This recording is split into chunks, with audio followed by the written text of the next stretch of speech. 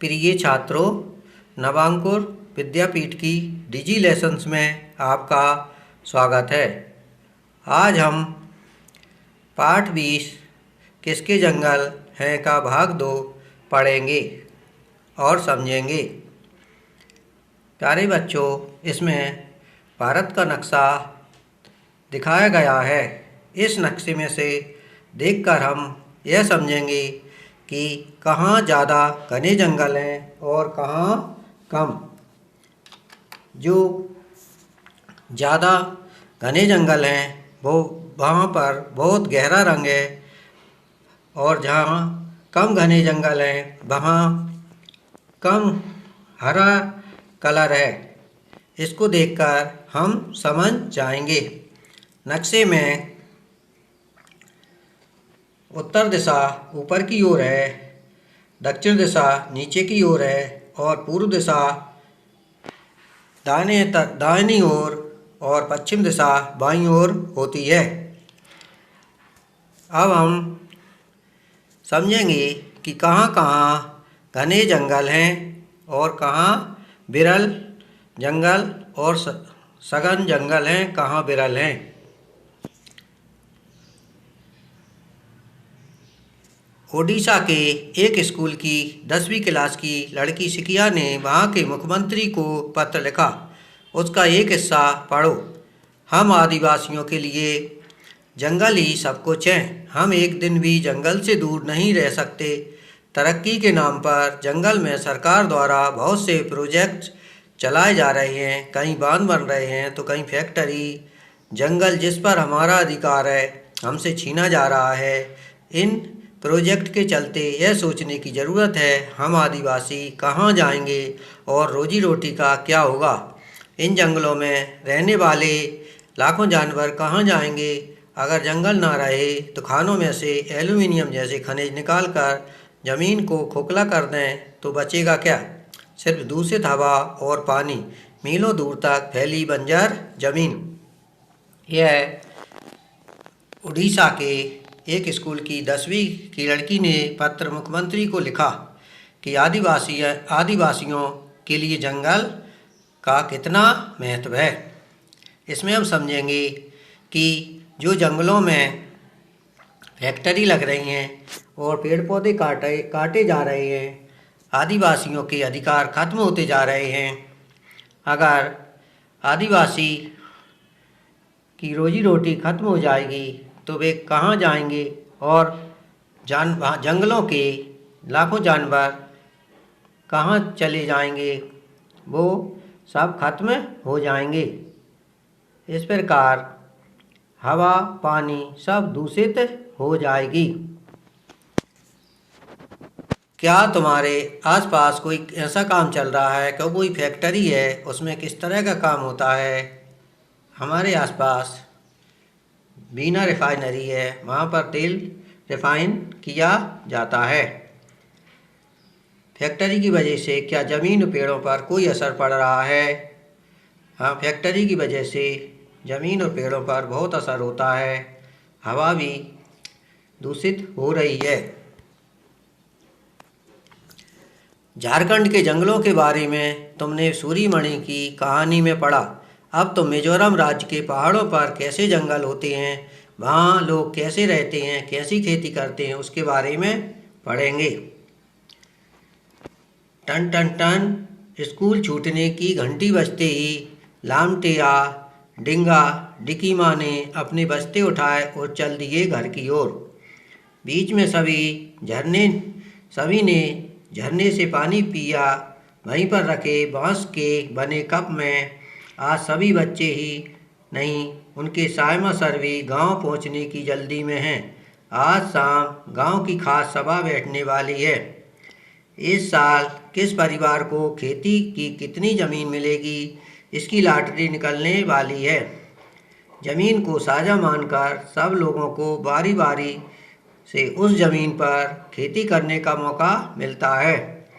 बांस के एक सुंदर बर्तन को हिलाकर उसमें से एक पर्ची निकाली गई। भाई सायमा सर के परिवार का पहला नंबर आया। वे बोले, झूम खेती की पहली पर्ची मेरे परिवार के नाम आई।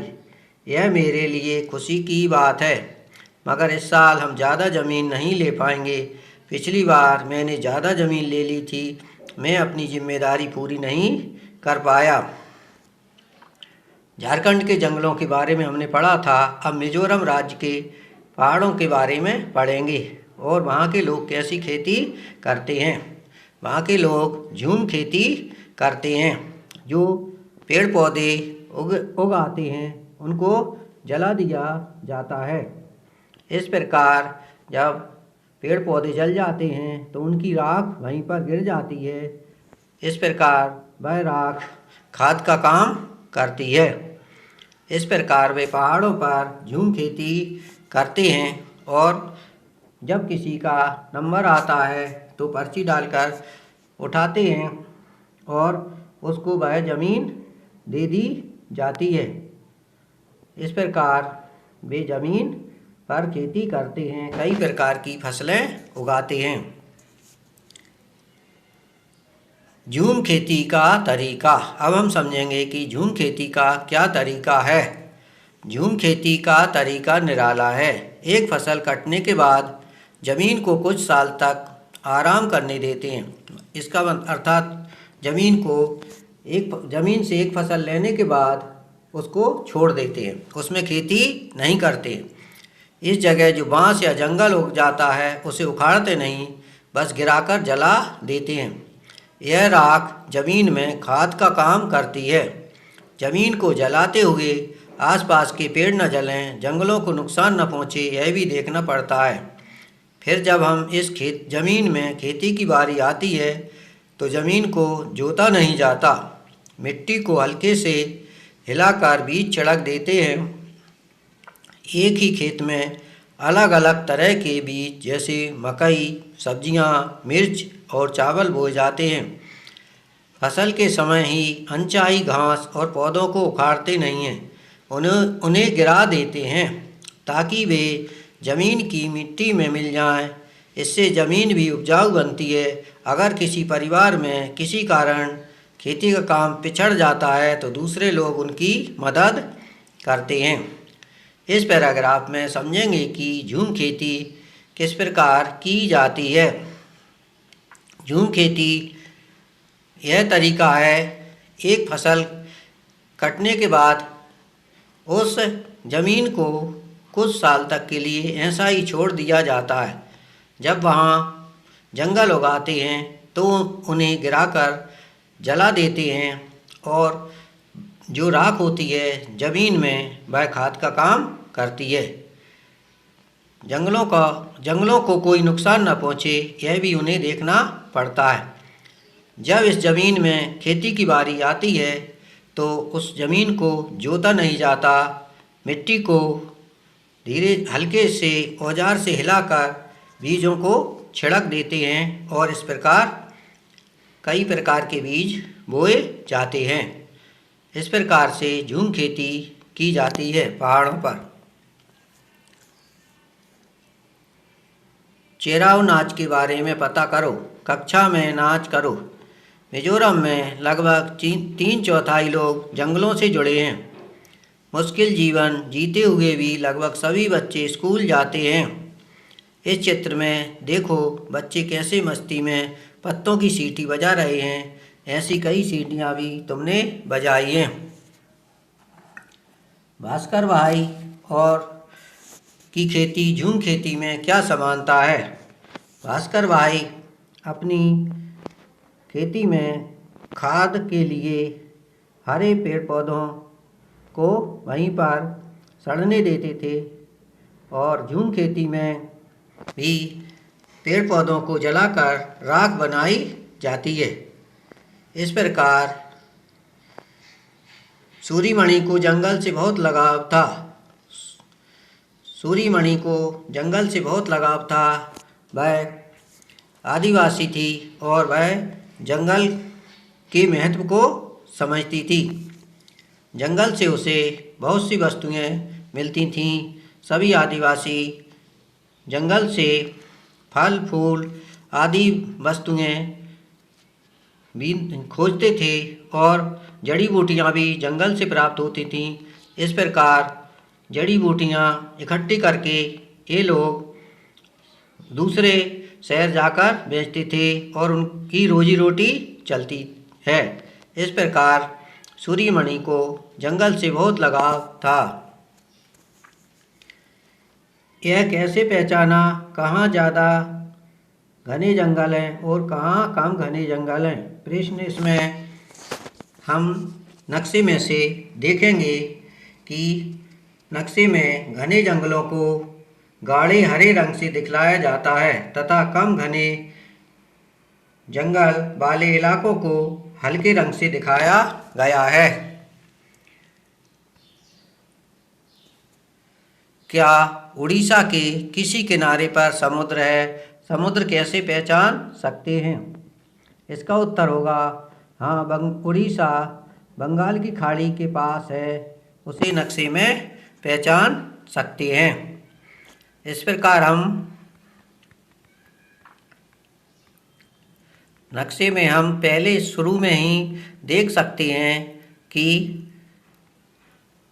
किस प्रकार से नक्शे में उड़ीसा, देखिए ये बंगाली खाड़ी से छत्तीसगढ़ से उड़ीसा लगा हुआ है, झारखंड।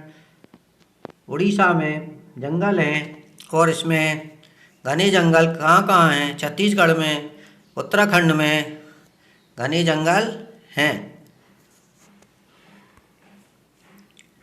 इस प्रकार हम देख सकते हैं, नक्शे को देखकर बता सकते हैं कहाँ कहाँ घने जंगल हैं, कहाँ नहीं। हाँ, उड़ीसा बंगाली खाड़ी के पास है, मैंने उसे नक्शे में पहचाना। नक्शे में सूर्यमणि का राज झारखंड कहाँ है? इसका उत्तर होगा सूर्यमणि का राज झारखंड नक्शे में बिहार से दक्षिण, उड़ीसा से उत्तर तथा मध्य प्रदेश से पूर्व में है। प्रश्न है, नक्शे में कौन सा राज्य है जहाँ सबसे ज़्यादा घने जंगल हैं? कौन से राज्य हैं? नक्शे में अरुणाचल प्रदेश, सिक्किम, उत्तराखंड, झारखंड, पश्चिम बंगाल तथा कर्नाटक में सबसे ज़्यादा घने जंगल हैं। प्रश्न है, नक्शे में मिजोरम और उसके आसपास के राज्यों के नाम बताओ। मिजोरम के आसपास के राज्य त्रिपुरा, असम और मणिपुर हैं। नक्शे में और कौन कौन से राज्य हैं जिनके किसी किनारे पर समुद्र है? पश्चिम बंगाल, आंध्र प्रदेश, केरल, गोवा, महाराष्ट्र, गुजरात के किनारे पर समुद्र है। जमीन को बांस या पैर डग, हाथ, मीटर, फीट से नापा जाता है। जमीन को कैसे नापा जाता है? जमीन को बांस, पैर के डग से, हाथ, मीटर, फीट से नापा जाता है। इसके अलावा जमीन को मापने के लिए डेसिमल, एकड़, हेक्टेयर, कट्टा और बीघे का भी उपयोग किया जाता है। प्रश्न है, भास्कर भाई की खेती और झूम खेती में क्या समानता है, क्या फ़र्क है? उत्तर होगा भास्कर भाई की खेती और झूम खेती में निम्न समानताएं एवं फ़र्क है। समानताएं, दोनों तरह की खेती में जैविक खाद का उपयोग किया जाता है। अंतर, भास्कर भाई पौधों का उपयोग जैविक खाद बनाने में करते हैं। वे जैविक खाद को कंपोस्टिंग के द्वारा बनाते हैं। कंपोस्टिंग के लिए बने गड्ढे में केंचुए का उपयोग करते हैं, जबकि झूम खेती में खरपतवारों को खेतों में ही जला दिया जाता है तथा राख, जो खरपतवार को खेतों में जला दिया जाता है, जिसकी राख खेतों में मिलकर खाद का काम करती है। झूम खेती में मिश्रित फसल उगाई जाती हैं। खेती के लिए एक बार उपयोग की गई जमीन को कुछ सालों के लिए खाली छोड़ दिया जाता है। प्रश्न, सूर्यमणि को जंगल से बहुत लगाव था, अपने शब्दों में समझाइए। और इसका उत्तर होगा, जंगल सभी के लिए महत्वपूर्ण तथा आवश्यक हैं, परंतु वैसे लोग जो जंगलों में रहते हैं उसके लिए जंगल का विशेष महत्व है। जंगल एक महत्वपूर्ण तथा आवश्यक है, परंतु वैसे लोग जो जंगलों में रहते हैं उसके लिए जंगल का विशेष महत्व है। जंगल एक महत्वपूर्ण प्राकृतिक साधन है। वे लोग जो जंगल से जलाने के लिए लकड़ियां लाते हैं, जंगल से अनेक तरह के फल तथा कंदमूल खाने के लिए मिलता है। जंगल से उपयोगी जड़ी बूटियां मिलती हैं। वे लोग जंगलों से और कई सारी उपयोगी चीज़ें इकट्ठा करते हैं, बाजार में बेचकर अपनी रोजी रोटी चलाते हैं। आदिवासियों का जीवन पूर्णतः जंगल पर निर्भर है। झूम खेती में तुम्हें क्या कोई अनोखी बात लगी? इसका उत्तर होगा झूम खेती की कुछ अनोखी बातें। नंबर 1, ज़मीन का एक टुकड़ा जिसमें उगे पेड़ पौधों को जलाने के बाद खेती के लिए खाली किया जाता है। खरपतवार को खेतों में ही जला दिया जाता है, जिसकी राख खेतों में मिलकर खाद का काम करती है। झूम खेती में मिश्रित फसल उगाई जाती है। खेती के लिए एक बार उपयोग की गई ज़मीन को कुछ सालों के लिए खाली छोड़ दिया जाता है, उस पर खेती नहीं की जाती है। बच्चों, हम इसमें समझ में आ गया कि जंगलों का कितना महत्व है। धन्यवाद बच्चों।